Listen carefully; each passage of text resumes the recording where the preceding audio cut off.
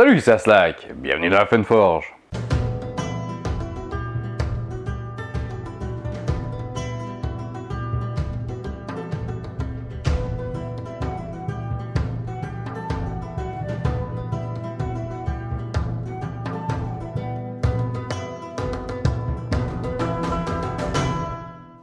Aujourd'hui, nous restons dans notre cher pays, la France, mais aussi un petit peu sous la direction de l'Italie. Vous comprendrez pourquoi tout à l'heure. Pour une arme qui, j'en suis sûr, est inconnue pour la plus grande majorité d'entre vous. Je parle bien entendu du Piaggio Vespa 150 TAP, ou plus communément appelé le Vespa Bazooka. Ceux qui me suivent sur les réseaux sociaux ont déjà pu découvrir cet ovni il y a quelques mois, donc faites comme eux et rejoignez-moi. Nous sommes donc à la fin des années 1940. La Seconde Guerre mondiale vient de se terminer, et le monde a pu découvrir le scooter militaire tout-terrain Cushman 53A, utilisé par les soldats américains. C'est donc sur cette innovation que la firme italienne Piaggio se base pour ensuite l'adapter à sa sauce. Piaggio, jusque-là spécialisé dans la conception et la fabrication aéronautique, utilise pour maintenir les routes de son nouveau projet le même procédé que pour les trains d'atterrissage de ses avions, ce qui permet un montage et démontage très simple et rapide.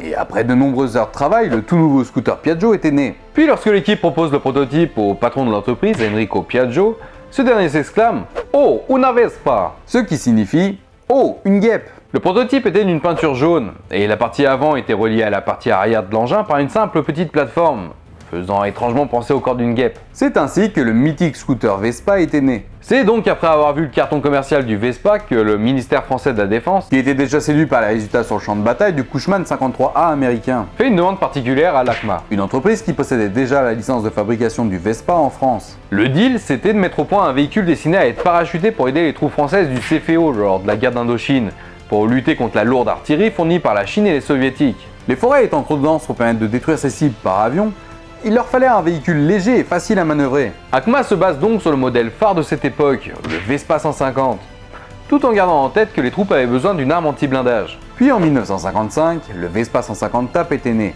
Il s'agit donc de la version militaire du Vespa 150. Le TAP rajouté au nom de l'engin est pour Truppe Aeroparacadutate, ce qui signifie en français troupes aéroportées. La production débute dans l'usine ACMA en janvier 1956. Et les plus calés d'entre vous en histoire l'auront déjà remarqué, mais la production du Vespa 150 TAP a donc débuté 1 an et demi après la fin de la guerre d'Indochine. C'est pourquoi il avait été conçu à la base. C'est quand même con ça.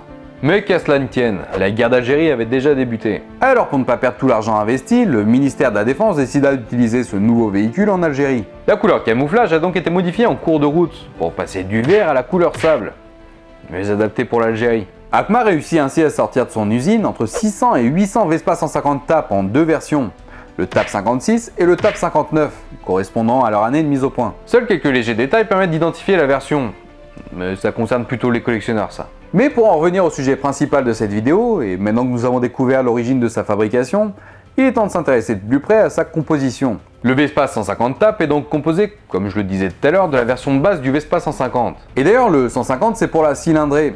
Ce sont des scooters de 150 cm3 modifiés pour pouvoir transporter un canon M20 de 75 mm sans recul. Il s'agit d'un canon américain anti-blindage disposant d'un frein, permettant au gaz libéré pendant la mise à feu de se dégager en sens opposé du projectile, limitant ainsi grandement le recul de l'arme. Le TAP avait donc une selle surélevée et un trou dans le bouclier avant, permettant d'y faire passer le canon. Il était également équipé d'un solide pare-choc tubulaire tout autour du véhicule, afin de protéger des chocs lors de l'atterrissage. Car je le rappelle, ce véhicule était destiné à être parachuté. Le pare-choc tubulaire servait par la même occasion de support pour 3 obus attachés de chaque côté.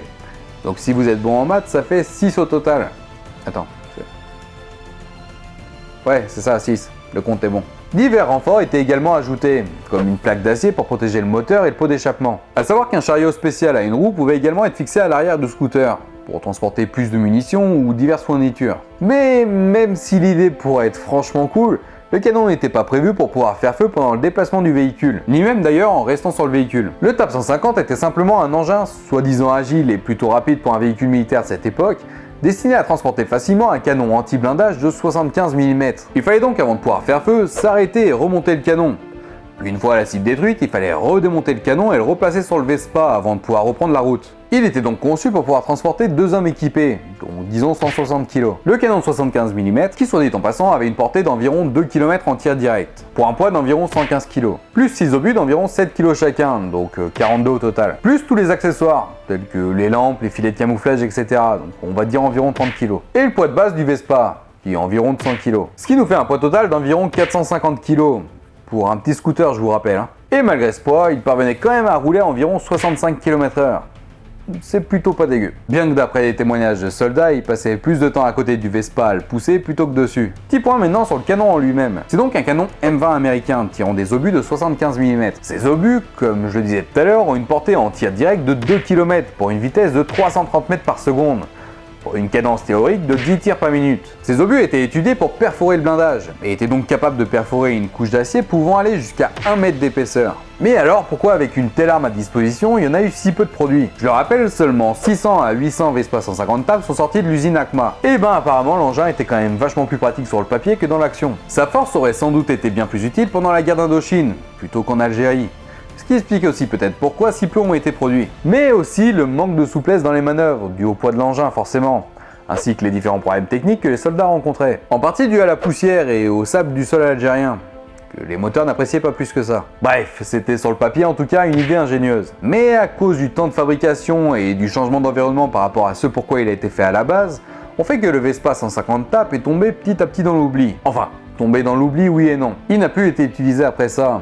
Mais sa rareté du fait du faible nombre de véhicules produits et du nombre de scooters laissés sur place, à cause de soucis techniques, pannes ou même destruction pendant les conflits. On fait du Vespa 150 TAP un peu le saint graal des collectionneurs de Vespa, de deux roues ou de véhicules militaires. Alors même si à sa création, le TAP 150 était vendu à l'armée française 500 $ pièce, on en trouve encore de temps en temps aujourd'hui entre 20 000 et 40 000 euros. Et c'est là-dessus que Scooter se forge. J'espère que ça vous aura plu. N'hésitez pas à vous abonner, à me rejoindre sur les réseaux sociaux, à liker, commenter et surtout partager un max cette vidéo. Vous pouvez également soutenir la chaîne sur Tipeee et Utip pour que je puisse continuer de produire des vidéos. Et moi je vous dis à vendredi prochain pour une nouvelle découverte.